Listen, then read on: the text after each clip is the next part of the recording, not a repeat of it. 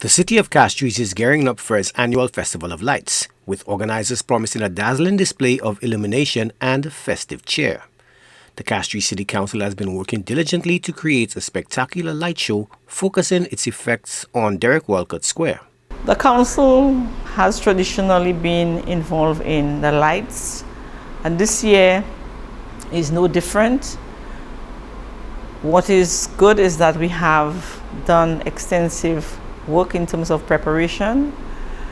One of the key areas for lights is the WALCOTT Square, and at this stage we have it at a very advanced stage.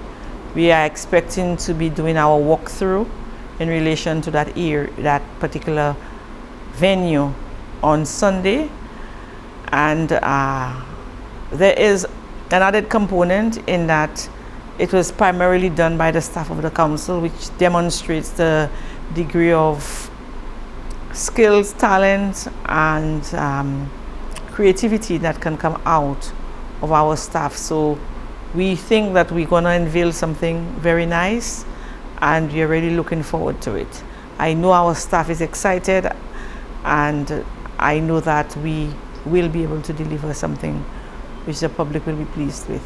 The Mayor of Castries, GERALDINE GABRIEL, heaped further praise on the council staff in bringing this year's display to life. Quite a bit of logistics. We will unveil that as it's finalized, but one of the key things that we want to do is to reduce on the crowding of certain areas, key areas of the venue. As such, we are to a large extent going to be utilizing the actual parking lots around the square, in selected areas around the square for vending, and not on the walkway. So it will allow the public to be able to move around and also address issues related to mass crowd events management. The city is also implementing measures to ensure a safe and enjoyable experience for all attendees.